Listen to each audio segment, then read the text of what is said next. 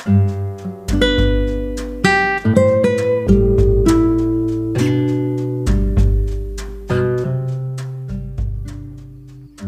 Assalamualaikum warahmatullahi wabarakatuh. Kembali lagi dengan saya Faki di Aksara Kita.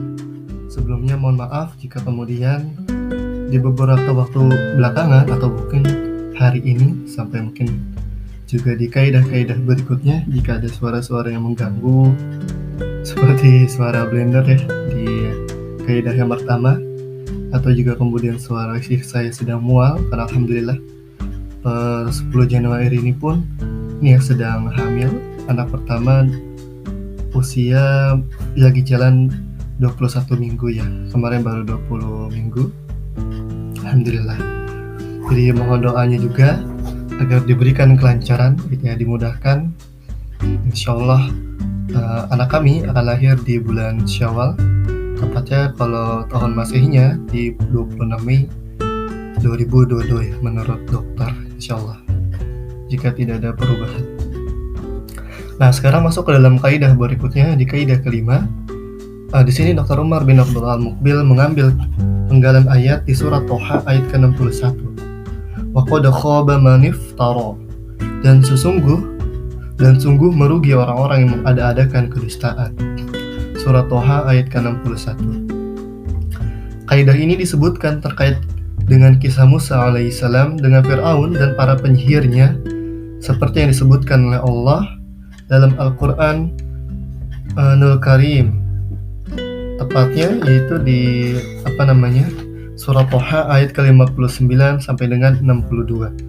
Walaupun yang kemudian dipenggal tadi berkaitan dengan judulnya itu di surat Thaha ayat ke-61. Qala maw'idukum yawmuz zinati wa ayyuhsyaran nasu duh fatawalla fir'aunu fajama'a kaidahu thumma ata qala lahum Musa wailakum la taftaru 'ala Allahi kadhiban fayushitakum bi'adhab wa qad khaba man iftara fatanaza'u amrahum bainahum wa asarrun najwa. Alhamdulillah. Terjemahannya, Musa berkata, waktu untuk pertemuan kami dengan kamu itu ialah di hari raya, dan hendaklah dikumpulkan manusia pada waktu matahari sepenggalahan naik. Maka Fir'aun meninggalkan tempat itu lalu mengatur tipu dayanya, kemudian dia datang. Musa berkata kepada mereka, celakalah kamu, janganlah kamu mengada-adakan kedustaan terhadap Allah, maka Dia membinasakan kamu dengan siksa, dan sungguh merugi orang-orang yang mengada-adakan kedustaan. Maka mereka berbantah-bantahan tentang urusan mereka di antara mereka, dan mereka merahasiakan percakapannya. Surat Thaha ayat ke-59 sampai dengan 62. Jadi yang ingin dipenggal itu adalah wa qad khaba man iftara, dan sungguh merugi orang-orang yang mengada-adakan kedustaan. Lafaz iftira atau aftara tadi mengandung beberapa pengertian, yaitu kedustaan, syirik, atau kezaliman. Al-Quran menyebutkan ketiga makna ini dalam beberapa ayat, dan semua lafaz ini menunjukkan kepada arti destruktif. Ibnu Qayyim al-Jauziyah rahimahullah menguatkan kaidah ini dengan mengatakan bahwa Allah Subhanahu wa Ta'ala memberikan jaminan bahwa Dia akan mengecewakan orang-orang yang mengada-adakan kedustaan.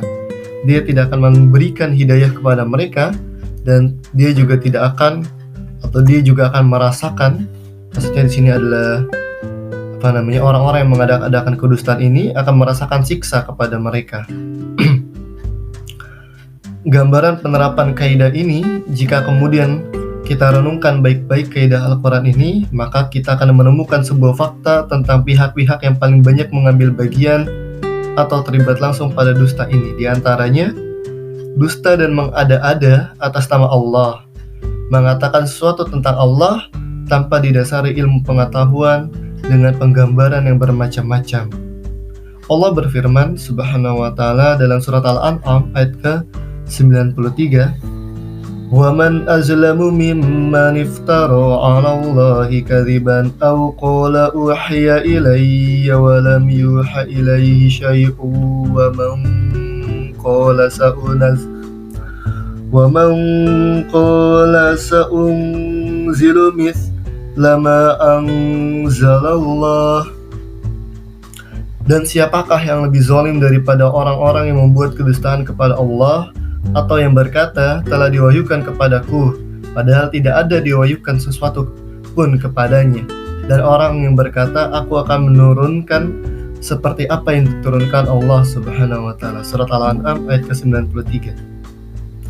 Al-Quran menyebutkan secara tegas dan lugas bahwa mengada-adakan atas nama Allah tanpa didasari oleh ilmu pengetahuan adalah keharaman yang paling besar secara mutlak, gitu ya. Lalu kemudian Allah juga berfirman dalam surat Al-A'raf ayat ke-33, Qul innama harrama rabbiyal fawahisha ma zahara minha wa ma batana wal ithma wal baghya bighairi qul innama harrama rabbiyal fawahisha ma zahara minha wa ma batana wal ithma wal baghya bighairil haqqi wa an tusyriku billahi ma lam yunazzil bihi sultana wa an taqulu 'ala Allahi ma la ta'lamun. Katakanlah, Tuhanku hanya mengharamkan perbuatan yang keji, baik yang nampak ataupun yang tersembunyi, dan perbuatan dosa, melanggar hak manusia tanpa alasan yang benar, dan dia mengharamkan kamu mempersekutukan Allah dengan sesuatu yang Allah tidak menurunkan hujjah untuk itu, dan mengharamkan mengada-adakan kepada Allah apa yang tidak kamu ketahui. Surat Al-A'raf ayat ke-33. Jika kemudian kita merenungi ayat tersebut, kita akan memahami bahwa orang musyrik disebut melakukan kesyirikan karena berkata atas nama Allah tanpa didasari ilmu pengetahuan. Kedustaan juga dilakukan oleh orang yang menghalalkan yang haram dan mengharamkan yang halal, jadi membenar-benarkan, gitu ya.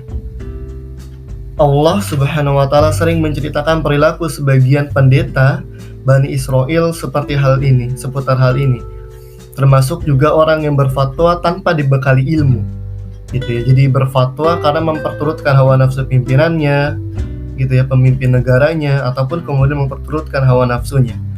Mereka disebut orang-orang yang mengada-adakan atas nama Allah. Allah juga berfirman, gitu ya, mengenai hal tersebut dalam surat An-Nahl ayat ke-116, وَلَا تَقُولُوا لِمَا تَصِفُ أَلْسِنَتُكُمُ الْكَذِبَ هَذَا حَلَالٌ وَهَذَا حَرَامٌ لِتَفْتَرُوا عَلَى اللَّهِ الْكَذِبَ Innalladzina yaftaruna 'ala Allahil kadhiba la yuflihun. Dan janganlah kamu mengatakan terhadap apa yang disebut-sebutkan oleh lidah-lidahmu secara dusta. Ini halal dan ini haram, untuk mengada-adakan kebohongan terhadap Allah. Sesungguhnya orang yang mengada-adakan kebohongan terhadap Allah tiadalah yang beruntung. Surat An-Nahl ayat ke-116.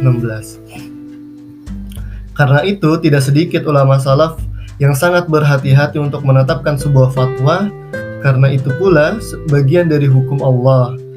Jikalau mereka, gitu ya, atau jikalau masalah itu tidak mempunyai landasan ayat Al-Quran ataupun kemudian hadis atau konsensus para ulama-ulama lain, sebagian ulama salaf, gitu ya, berkata, setiap orang harus berhati-hati untuk berkata, Allah mengharamkan hal ini dan menghalalkan yang itu, padahal Allah menyanggahnya, kamu telah berdusta, karena aku tidak pernah menghalalkan yang ini atau mengharamkan yang itu. Karena itu ketika seorang khatib, gitu ya, sekretaris mencatat di hadapan Amirul Mukminin Umar bin Khattab sebuah hukum, khatib itu berkata, inilah yang Allah perlihatkan kepada Amirul Mukminin Umar. Umar pun menimpali, janganlah engkau mengatakan demikian, tetapi katakanlah ini adalah pandangan Umar. Jika benar, maka itu datangnya dari Allah, dan jika salah, maka itu datangnya dari pribadi Umar. Ini juga seperti yang dikatakan oleh Ali bin Abi Thalib, ya, ketika kemudian pada saat itu banyak para sahabat mengharamkan minum sambil berdiri gitu ya. Padahal Rasulullah SAW hanya menyampaikan minum sambil duduk itu jauh lebih baik dibandingkan sambil berdiri gitu ya. Berdiri itu suatu hal yang makruh, tapi bukan berarti itu diharamkan. Maka kemudian Ali minum sambil berdiri di hadapan orang banyak dan berkata, "Aku mendengar di antara kalian ada yang mengatakan bahwa Allah mengharamkan minum sambil berdiri. Maka sungguh Rasulullah dan Allah tidak pernah mengharamkan hal tersebut." Jadi perlu berhati-hati sekali gitu ya terhadap dalil-dalil atau hal-hal sesuatu yang memang sebenarnya Allah tidak menyatakan mutlak bahwa itu adalah halal ataupun mutlak mengatakan bahwa itu adalah haram. Kita harus menjelaskannya secara jelas bahwa ini memang yang terbaik gitu ya, bukan berarti kemudian diharamkan. Jangan sampai malah haram itu keluar dalam lisan-lisan kita. Ibnu Wahab juga pernah berkata, suatu waktu aku mendengar Imam Malik rahimahullah berkata, belum pernah ada seseorang atau ulama salaf atau seorang yang saya ikuti pandangannya berkata tentang sebuah hukum yang ia putuskan, ini halal dan itu haram. Mereka tidak berani mengatakan hal itu, tapi mereka terbiasa mengatakan kami memandang makruh hal ini atau kami memandang baik hal itu karena itu sebaiknya begini atau sebaiknya begitu gitu. Jadi para ulama-ulama terdahulu pun gitu ya, nggak cuma zamannya Umar bin Khattab, Ali, bahkan zamannya Imam Malik pun gitu ya, para ulama-ulama itu tidak pernah atau tidak berani menyatakan bahwa ini halal dan itu haram. Karena apa? Karena ya tadi kekhawatiran bahwa Allah tidak pernah mengatakan ini halal ataupun ini haram.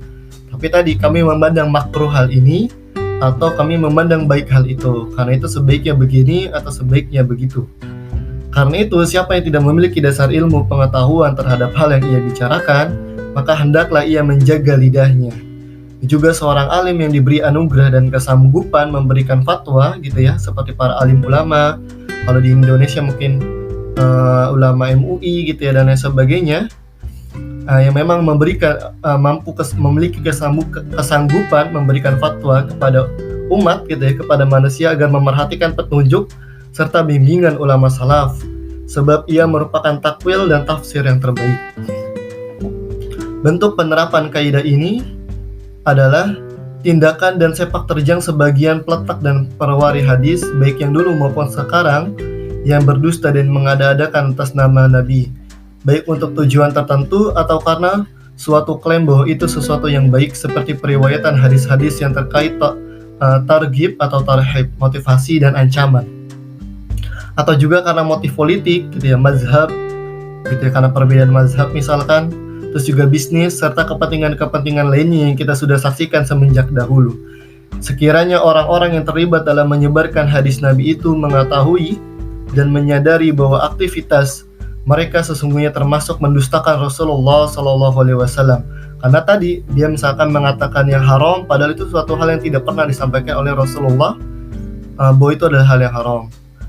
Pelakunya sama sekali tidak akan beruntung, bahkan hanya akan mendapatkan kerugian dan kebinasaan. Seperti yang disindir oleh Allah dalam firman-Nya, dan sungguh merugi orang-orang yang mengada-adakan kedustaan. Maka niscaya mereka akan insaf dan sadar dari kesesatannya. Klaim mereka sebagai sesuatu yang baik jelas-jelas menjadi alibi yang lemah serta tidak memberikan manfaat sama sekali. Karena kedudukan syariat itu sangat agung dan mulia. Oleh karena itu pula, menjaga kesucian dan kebenaran nas-nasnya seperti ayat-ayat Allah dan hadis adalah sebuah kehormatan. Bukankah Allah telah menyempurnakan Islam sebagai aturan hidup dan tidak dibutuhkan hadis-hadis palsu yang diada-adakan gitu ya, yang hanya untuk kemudian misalkan memotivasi gitu ya, kadang juga ada ya seperti tadi misalkan memotivasi untuk beribadah, berpuasa dan lain sebagainya. Jadi tidak perlu gitu ya, karena Al-Quran Islam ini sudah sangat sempurna, Allah telah menyempurnakannya. Dan bangunan dasar syariat itu tidaklah dibangun atas dasar kebohongan atau memenuhi kepentingan seseorang gitu ya, kepentingan pemimpinnya misalkan gitu ya, pemimpin negaranya dan lain sebagainya, tapi dibangun berdasarkan sabda-sabda Rasulullah SAW. Sangat disayangkan saat ini banyak beredar di jaringan internet atau handphone hadis-hadis yang berstatus lemah dan dusta bahkan. Karena itu hendaklah setiap orang menghadirkan rasa takut kepada Rabb-Nya ia tidak boleh menyebarkan hadis-hadis tersebut, apalagi menisbahkannya kepada Rasulullah SAW sebelum ia mengecek dan mengonfirmasi bahwa hadis itu benar-benar bersumber dari Rasulullah SAW dengan sanad yang sahih, sanad yang baik. Gambaran lain penerapan kaidah ini dalam kehidupan nyata ialah sebagian orang menzolimi dan merugikan saudara-saudara mereka kaum muslimin yang lain. Tindakan ini memiliki banyak motif. Dorongan yang paling utama dan besar adalah sifat dengki dan hasad yang bercokol dalam dada atau penyakit tamak dan rakus terhadap dunia, atau juga sebab-sebab lainnya. Suara kebohongan itu semakin besar dan kencang ketika seorang mengemas tindakannya atas nama agama untuk melegalkan keburukannya dan membenarkan tuduhan buruknya kepada si fulan, atau untuk menyelamatkan dirinya dari musuh dan lawannya. Penulis gitu ya di sini Dr. Umar bin Abdullah Al-Muqbil seringkali mendengar dan membaca beragam cerita terkait masalah tersebut. Ada cerita lama maupun cerita terbaru gitu ya. Ketika penulis gitu ya, maksudnya Dr. Umar bin Abdullah Al-Muqbil menulis yang diakui sendiri oleh pelakunya. Cerita yang membuat hati begitu bersedih, menyobek jantung disebabkan akibat hukuman yang menimpa orang-orang yang berbuat zalim terhadap orang lain. Di sini Dr. Umar bin Abdullah Al-Muqbil akan mengemukakan 3 di antaranya, semoga bisa menjadi nasihat dan pelajaran berharga buat kita. Yang pertama adalah ketika Khalifah Abasyah Al-Mutawakkil sedang duduk santai. Kemudian Abdul Aziz bin Yahya Al-Kinani datang menemuinya sambil berkata, "Wahai Amirul Mukminin, tidak ada riwayat yang paling aneh kecuali perkara Al-Wasik, Khalifah Al-Wasik billah. Ia telah membunuh Ahmad bin Nasr," katanya. Sementara lidah Ahmad bin Nasr terus membaca Al-Quran sampai ia dikuburkan. Lalu kemudian Khalifah Al-Mutawakkil di sana ya, Khalifah Al-Abasyah pun naik pitam, marah. Ia menyalahkan dan mencela apa yang ia dengar tentang saudaranya. Tak lama kemudian Muhammad bin Abdul Malik Az-Zayyad datang sambil berkata kepada Khalifah Al-Mutawakkil, "Wahai putra Abdul Malik, di hatiku tersimpan orang yang membunuh Ahmad bin Nasir." Ia juga berkata, "Wahai Amirul Mukminin, semoga Allah menghapuskan diriku dengan api." Tidaklah Amirul Mukminin Al-Watsik tadi ya, billah,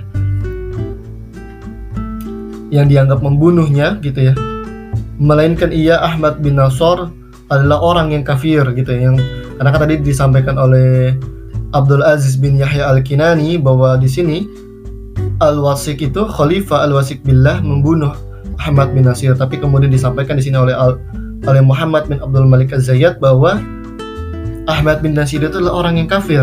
Tidak lama kemudian Harsomah pun masuk dan Khalifah Al-Mutawakkil berkata, "Wahai Harsomah, di hatiku tersimpan orang yang membunuh Ahmad bin Nasir." Harsomah menjawab, "Wahai Amirul Mukminin, semoga Allah mencincangku menjadi beberapa potongan. Tidaklah Amirul Mukminin Al-Wasik membunuhnya, melainkan ia Ahmad bin Nasr adalah orang yang kafir." Lalu kemudian datang lagi gitu ya, giliran Ahmad bin Abu Duat datang menemuinya. Khalifah Al-Mutawakkil pun juga berkata, "Wahai Ahmad, di hatiku tersimpan orang yang membunuh Ahmad bin Nasir." Maka Ahmad bin Daud pun menjawab, "Wahai Amirul Mukminin, semoga Allah memukulku dengan kayu. Tidaklah Amirul Mukminin Al-Wasik membunuhnya, melainkan ia Ahmad bin Nasir adalah orang yang kafir," gitu ya. Jadi banyak dari para penasihat-penasihatnya bilang bahwa Ahmad bin Nasir itu orang yang kafir gitu ya. Lalu kemudian Al-Mutawakkil gitu ya, Khalifah Al-Mutawakkil, Khalifah Abasyah pada saat itu pun berkata, "Adapun Zayyad aku membakarnya dengan api, sedangkan Harsomah ia kabur hingga melewati kabilah Khuza'ah. Ia pun dikenal oleh seorang laki-laki di daerah itu, dan laki-laki itu berteriak, 'Wahai penduduk Khuza'ah, ini adalah laki-laki yang membunuh Ahmad bin Nasir.' Lalu mereka pun memotongnya menjadi beberapa bagian. Sementara Ahmad bin Duat, Allah pun menyiksanya pada bagian kulitnya. Gitu, karena mereka semua berdusta dan dengan mengatakan bahwa Ahmad bin Nasir adalah orang yang kafir, dan mereka mendapatkan hukuman sesuai dengan apa yang mereka minta, ibaratnya gitu ya. Dengan sumpahnya dia minta dicincang, dibakar gitu ya, dan dipukuli dengan kayu. Ada juga kemudian seorang wanita bercerita, ia mengajar di sebuah universitas dan telah mengalami perceraian sebanyak 2 kali. Ia menuturkan, kisah kezalimanku terjadi 7 tahun yang lalu. Ini nih ceritanya si wanita tersebut ya. Kisah kezalimanku, katanya, terjadi 7 tahun yang lalu setelah perceraianku yang kedua. Aku memutuskan menikah dengan laki-laki, salah satu kerabatku yang pernah hidup nikmat dan tenang bersama istri dan kelima anaknya. Aku bersepakat dengan putra bibiku yang mencintai istri laki-laki ini, menuduh istrinya bahwa ia telah mengkhianati suaminya. Kami berupaya menyebarkan dan menghembus gosip di tengah-tengah keluarga. Bersama dengan berjalannya waktu, rumor itu pun menuai sukses. Hasilnya keluarga ini goyang goncah, dan berakhir pada perceraian karena fitnah yang mereka sebar. Nah, setelah setahun berjalan, wanita yang diceraikannya karena gosip dan rumor itu menikah dengan seorang laki-laki lain yang lumayan kaya, sementara sang laki-laki menikahi wanita lain selain diriku. Hasilnya aku dan putra bibiku tidak mencapai tujuan dan maksud rumor kami dalam artinya tadi dia bisa menikahi laki-laki tersebut. Yang terjadi malah kami merasakan buah pahit dari kezaliman kami sendiri. Aku terkena penyakit kanker darah, sementara putra bibiku meninggal dunia dalam keadaan terbakar disebabkan korsleting yang terjadi pada alur listrik di tempat tinggalnya. Peristiwa mengenaskan ini terjadi setelah 3 tahun gosip dihembuskan di tengah-tengah masyarakat. Terus juga ada lagi kisah lain, yaitu sebuah kisah yang pernah diceritakan oleh seorang yang bernama Hamadah. Hamadah bertutur, saat aku menjadi seorang pelajar di tingkat sekolah menengah pertama, terjadi sebuah pertengkaran antara aku dan salah satu siswa berprestasi. Setelah peristiwa pertengkaran itu terjadi, aku sangat berambisi menghancurkan masa depannya. Suatu hari, aku sengaja datang lebih awal ke sekolah, sembari membawa obat-obatan terlarang yang biasa kami konsumsi, lalu meletakkannya di dalam tas siswa yang menjadi musuhku itu, siswa berprestasi tersebut. Setelah itu, aku meminta kepada salah seorang siswa agar melaporkannya kepada polisi bahwa di sekolah tempat belajar kita banyak beredar obat-obatan terlarang. Dan memang benar, rencana ini berjalan sukses dan baik. Hamadah melanjutkan ceritanya, sejak hari itu aku menerima balasan kezaliman yang aku lakukan sendiri. Setelah 2 tahun berlalu, aku mengalami tabrakan mobil yang menyebabkan tangan kananku patah, dan setelah peristiwa itu mengenaskannya yang menimpa diriku, aku mengunjungi siswa itu untuk menuturkan maaf terhadap kelakuanku yang lalu karena telah memfitnahnya dengan membawa obat-obatan terlarang. Namun ia menolak permintaan maafku sebab nama baiknya sudah terlanjur tercemar kemana-mana. Ia menjadi terisolir dari banyak pihak, termasuk keluarganya sendiri. Ia juga menyampaikan kepadaku bahwa setiap malam ia menengadahkan kedua tangannya untuk menghaturkan pinta celaka untukku, sebab semuanya menjadi hancur gara-gara kejadian memalukan saat di sekolah dulu. Doa orang yang dizolimi tidak ada hijab di antara dia dan Allah benar-benar telah mendengar pintanya. Aku pun merasakan akibat kezalimanku ini. Di samping kehilangan tangan, aku pun hanya bisa duduk tak berdaya di atas kursi roda, tidak bisa melakukan apa-apa disebabkan kejadian lain yang menimpaku.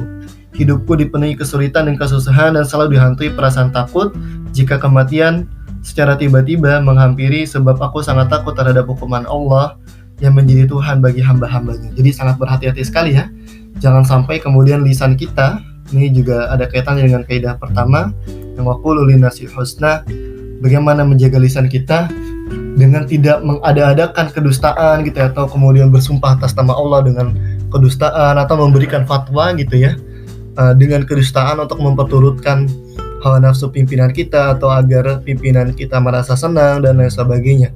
Karena itu sekali lagi hanya akan memberikan kecelakaan bagi kita sendiri. Jadi buat teman-teman nih yang mungkin di sekolah dulu, di kuliah dulu kalau misalkan mengambil kisah dari yang ketiga itu, berhati-hatilah kalian jika di antara kalian ada yang kemudian berbuat jahat kepada saudaranya dengan misalkan menghapus tugas-tugasnya, membuat dia jelek dalam perkuliahan, atau kemudian menyebarkan rumor-rumor buruk karena ketidaksukaan kita terhadapnya. Misalkan kalau pengalaman pribadi saya menyebarkan rumor buruk tentang ketika saya menjadi seorang pemimpin misalkan gitu ya, di badan eksekutif mahasiswa, kemudian padahal dirinya jauh lebih berbuat buruk, maka sungguh nanti Allah akan memberikan balasan yang berlipat-lipat. Wallahu a'lam bishawab. Mungkin cukup saja dari saya. Sekali lagi, berhati-hatilah dalam menggunakan lisan kita. Ya, assalamualaikum warahmatullahi wabarakatuh.